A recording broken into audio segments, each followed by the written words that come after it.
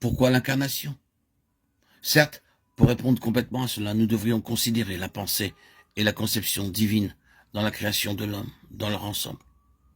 La conception de l'homme dans la pensée de Dieu, la vocation de l'homme et la destinée de l'homme, tout ceci représente une très grande réalité dans la pensée de Dieu. Mais nous devons permettre que cela trouve sa place en vue de nous conduire plus loin. Nous pourrions dire, à juste titre, que la Bible se rapporte entièrement à Dieu.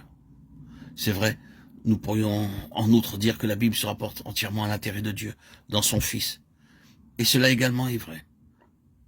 Mais lorsque vous avez pleinement tenu compte de ces deux faits, vous trouvez que vous ne pouvez pas séparer de l'homme l'un ou l'autre de ces facteurs. La Bible se rapporte entièrement à Dieu, certes, mais elle parle de Dieu et de ses rapports avec l'homme, et de ceux de l'homme avec Dieu.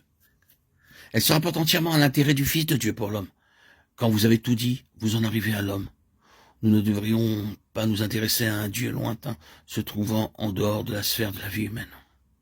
La vérité est que tout doit être concentré sur l'homme, et nous trouvons que la Bible est le livre de l'intérêt de Dieu, dans l'homme. Cependant, les intérêts de Dieu sont liés de façon inexplicable à l'homme, à sa vocation et à sa destinée.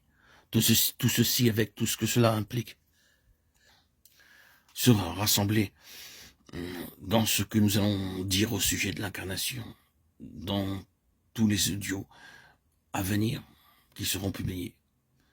Bon, cet audio, résumons-nous à pourquoi l'incarnation. La réponse est triple. D'abord, pour la rédemption ou la récupération de l'homme. Ensuite, pour la reconstruction ou la reconstitution de l'homme. Et enfin, pour le perfectionnement et la glorification de l'homme. Pour la rédemption, la récupération de l'homme, l'idée commune au sujet de la rédemption est associée au marché d'esclaves, au fait de se rendre au marché d'esclaves, d'acheter ou de récupérer, de racheter ce qui avait été vendu en cet endroit. Il y a en effet certains fragments des Écritures qui se prêtent à cette pensée. Vendu au péché, Romains 7,14, est une phrase scripturaire, mais nous avons besoin de quelques explications. On dit que la rédemption signifie soustraire par l'achat un homme du marché d'esclaves. Il a été vendu et livré à une sorte d'esclavage et d'asservissement. C'est vrai, mais qui l'a vendu? À moins d'avoir examiné la question et d'y avoir répondu, on n'a pas compris réellement la signification de la rédemption. Qui l'a vendu? Il s'est vendu lui-même. Cela imprime un nouvel aspect aux choses. Nous disons parfois qu'un homme se vend ou se livre lui-même au diable. Mais comment l'a-t-il fait? Certes, il ne s'est pas vendu lui-même objectivement comme s'il vendait quelques biens, meubles ou quelques objets, et que cette chose devienne la possession d'un autre. Il s'est vendu lui-même subjectivement. Il s'est vendu ou livré dans son âme. Il a vendu, à vrai dire, son âme au diable. Mais que s'est-il passé exactement?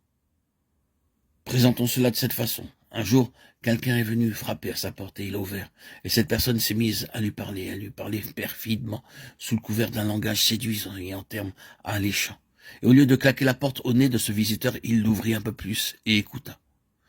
Souvenez-vous que c'est toujours là le premier pas vers l'esclavage.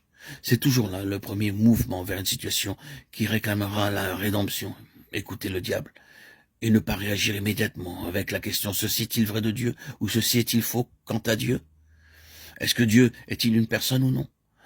Si tout chrétien réagissait de cette façon aux suggestions et aux insinuations sataniques, combien la situation serait différente dans maintes vies chrétiennes.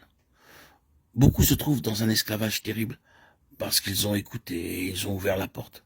Et ils ne se sont jamais posé la question « Crois-tu vraiment que Dieu est ainsi ?»